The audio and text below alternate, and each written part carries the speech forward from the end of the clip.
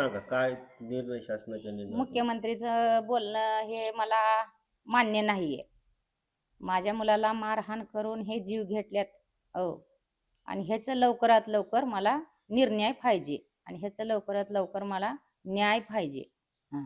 ह्या गोष्टीवर माझा विश्वास नाहीये मंत्रीच्या गोष्टीवर. हां. हां. आणि माझा न्याय लवकरात लवकर पाहिजे मला. मला 10 लाख रुपयाची गरज नाहीये. हां. 10 लाख रुपये मंत्रीपाशीच राहू द्या खिशामध्ये. पुण्यात तर पोलिसला आणि नाश्ता बिष्टा खाऊ घाला म्हणा. ताकद येते थोडं मारायला. हां. मला नको त्याचे 10 लाख रुपये आणि माझा मुलगा मला पाहिजे. मग मुलाला आजार होते म्हणतात, मुलगा त्या आंदोलनात सहभागी होता म्हणतात. कसलाच काय आजार नव्हता, कसला आजार नव्हता. माझ्या मुलाला एकदम कोरा एक नंबर मुलगा होता. माझ्या मुलाला तसलं ध्यानच नव्हतं ना कसलंच. हे खाईन ते खाईन एकदम नंबर एक मुलगा होता माझा. मुलाला आजार नव्हता, कसलं गोळी नव्हती, कसले इंजेक्शन नव्हतं, कुठल्या दवाखान्यात नेलं नाही, कुठलं ट्रीटमेंट केलं नाही, काहीच नाही माझ्या मुलाला. हां. हे सगळं दाबादाबी चालू आहे आणि हे सगळ्या खोट्या गोष्टी चालू आहेत. मला मान्य नाही मुख्यमंत्रीचं गोष्ट बोलल्याला. हां. जे पोलीस अधिकाऱ्याला आता सस्पेंड करायचं हो म्हणते हो. शासन. सस्पेंड नाही जलमठेप करायचं. सस्पेंड रोज एकाला करेल आणि रोज एकाला सोडून येईल, रोज एकाची बळी घेईल. रोज मग 10 लाख हे वाटत बसल बळी घेणाऱ्याच्या गोरगरिबाला. मला मान्य नाही त्याचं बोलणं हे. मला त्याला सस्पेंड करायचं नाही, त्याला जलमठेप द्यायचंय. हां. जलमठेप द्यायचं.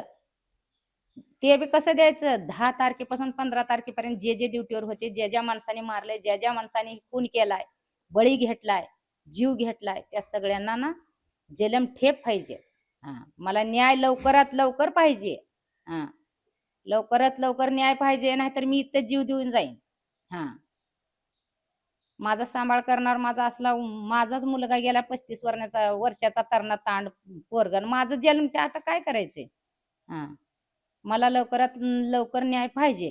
हां. मंत्रीच्या गोष्टीवर माझं हे नाही आता. हां. फडणवीस साहेब जे हे बोलतायत हे पूर्ण साफ चुकीचं आहे आणि गरिबांवरती अन्याय झालेला आहे, आमच्यावरती अन्याय झालेला आहे.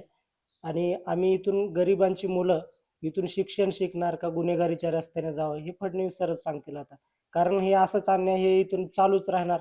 कारण आता आमच्या भावाचा मृत्यू केला पोलिसांनी आणि हे असं पुढं चालतच राहणार अन्याय इथून. आणि हे अन्याय जर नाही थांबलं तर प्रत्येक गरीब घरातील मुलं जे आहेत ते गुन्हेगारच बनतील, असं मला हे सांगायचं आहे. आणि आणखी एक गोष्ट की फडणवीस साहेबांनी लवकरात लवकर म्हणजे न्याय देण्याचा प्रयत्न करावा, ती चुकीची बाजू घेऊ नये असं मला वाटतं.